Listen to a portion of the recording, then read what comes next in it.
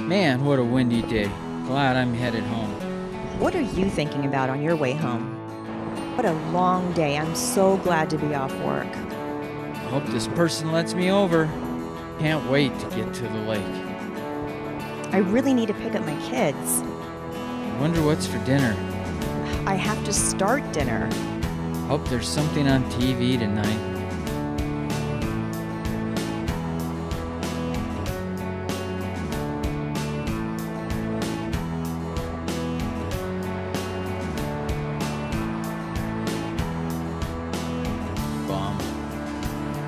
Wow, that looks good. It's so nice to be home cooking dinner together.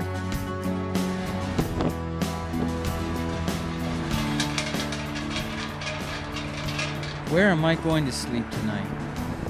Maybe down there somewhere. Just gotta keep going.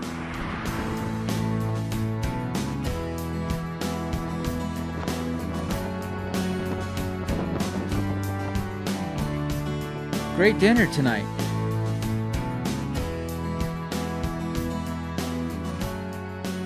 In another part of Albuquerque, things are different for some.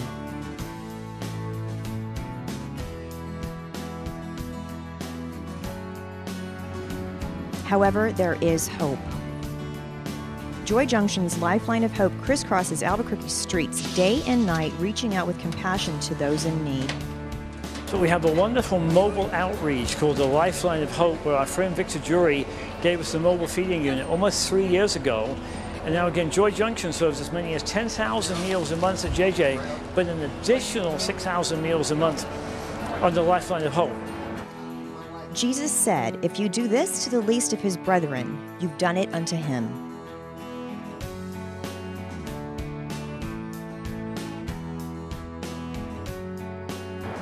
We go as far east as Central and Tramway, as far west as the West Mesa and some other points also. And these are people, these are almost like the hidden homeless. It's very easy for our viewers to see, well, I know that homeless guy because he's panhandling, he's holding a sign, or they see the people staying at JJ or maybe the Mission. But some of the people staying in the hotels are having to make a daily choice between having a room to stay for the night or having a burger. One of the gladdest parts, or the happiest parts, when they say, sure man, our van will meet you downtown, over there, and we're able to transport these folks out of the, sometimes what's the very crazy atmosphere in downtown, and we're able to take them to the relative safety of Joy Junction in the South Valley. But at 9:30 every night, I get an email. It says, "Dear Dr. Reynolds, we're sorry you have to report. We can't take any more in." And that number of people we turn away can range from 5 to 10 to 20.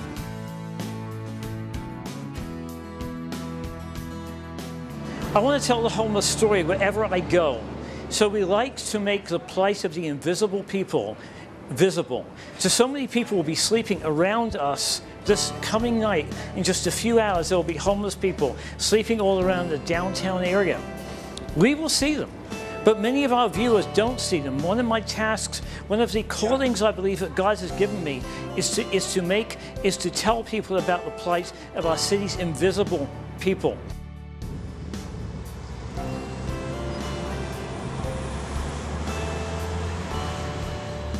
We're going to go out tonight and do a little bit of night outreach. Every night, the Joy Junction drivers, after we pick up all the people that are going to sleep at Joy Junction that night, go to all the places where people are found a place to sleep, and we take them sack lunches, water, coffee, Bibles, and blankets, whatever we can put in the back of the van for them. So tonight we're going to be hitting some of the hot spots where a lot of the homeless sleep when they can't get into any of the shelters, and see if we can get them to talk to us a little bit about their situations.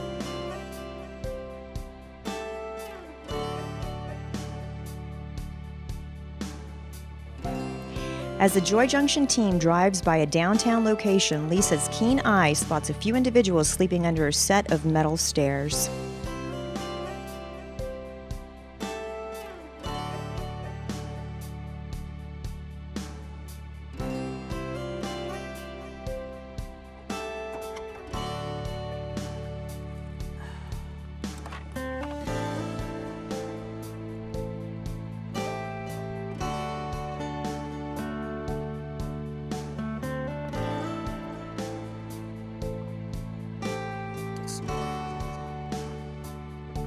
welcome. You need another blanket, sir?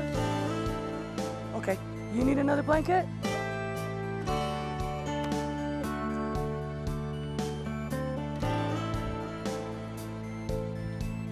Here you go. You're welcome. I'll be doing the outreach with them for a while, but Linus will be back by later, so if you guys need anything, flag him down, okay? Yeah, I just got to... You're welcome. Get some rest, guys. I'll let Linus know to come back by.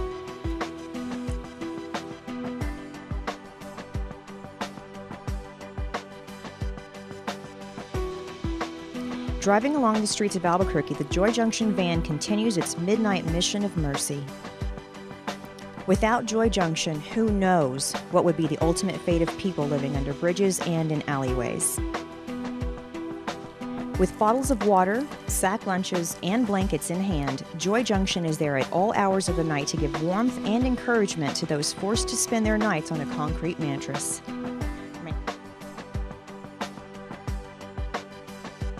And on a lonely, dark night in Albuquerque, prayer and a bottle of water can make a long, hard night easier to endure. Be safe. It's very important for me to promote the cause of the homeless and to tell, as we say, the homeless story. I could, be sitting in an office doing that, but it wouldn't be the same thing. I want to be very involved, even though the Lifeline of Hope goes out every day of the week. Myself and some colleagues we're out on the Lifeline of Hope for 1 day a week. I don't have to be there, but I do that because I want to keep my finger on the proverbial pulse. I want to shake hands with the homeless. I want to hear their story. So it's very important for us to treat the homeless as individuals and not just to say, oh, they're homeless people. Because when we treat the homeless as Howard, as David, as Jeremy, as Erica, as Jimmy, as Frank, that forces us to take another look at them. But when we make like a broad brushstroke, we can say, oh, those homeless people, we don't have to help them.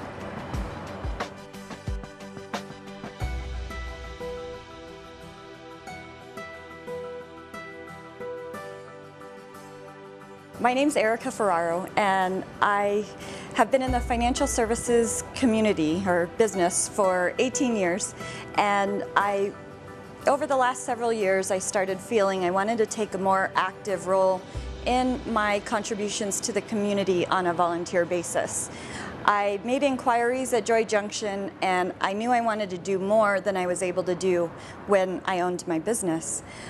So I prayed about it quite a bit, and I made a decision. I was blessed to take a contracting position instead, and that way I can accept the official staff volunteer position as a community liaison for Joy Junction.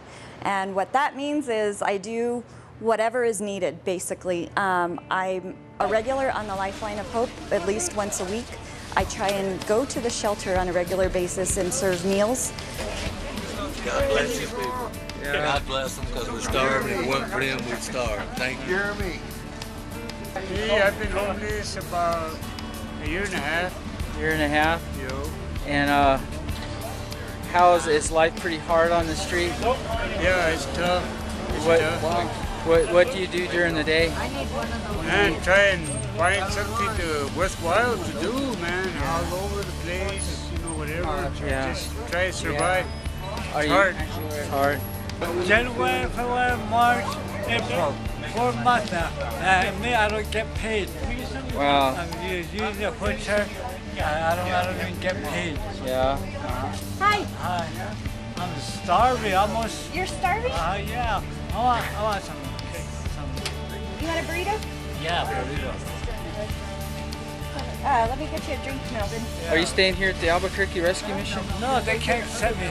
They can't accept you? Yeah, Why not? Because I have no ID and identification card.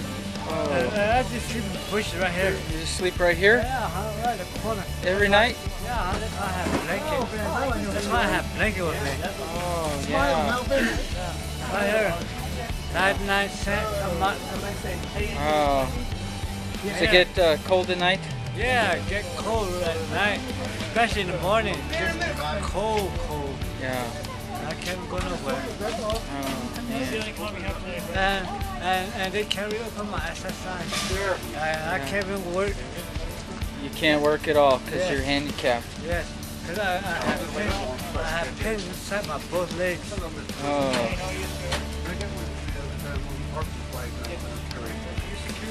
Melvin, hold on, it's hot, okay? Melvin's my little buddy.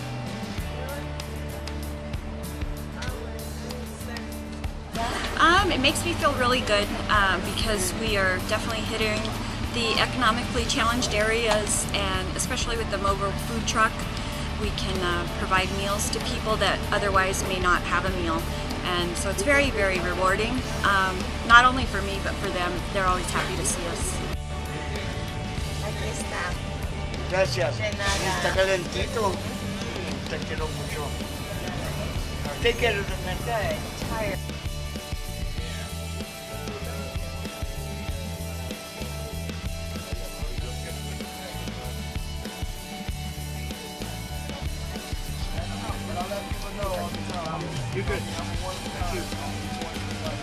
So it sounds like, you know, you're getting to know a lot of the people personally.